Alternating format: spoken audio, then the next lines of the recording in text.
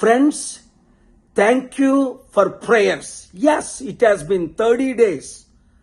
Finally, miracles are happening.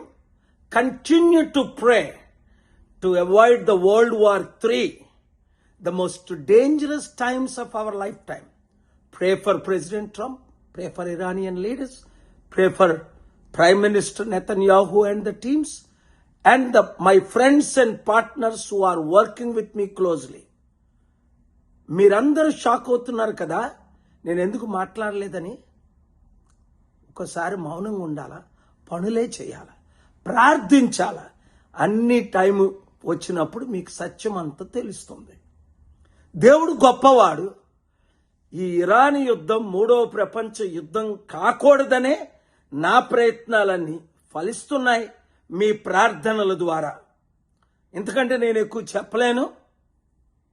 ఈ video అందరికీ share చేసి, ముఖ్యంగా ఈస్టర్ వస్తుంది కదా, ప్రార్థించండి. హిందూ, ముస్లిం, క్రిస్టియన్స్ అందరూ ప్రార్థించండి.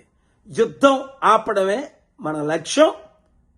ఈరోజు చూశారు కదా 20 కంటైనర్స్. అలాగే శాంతి కొరకు ప్రార్థించండి.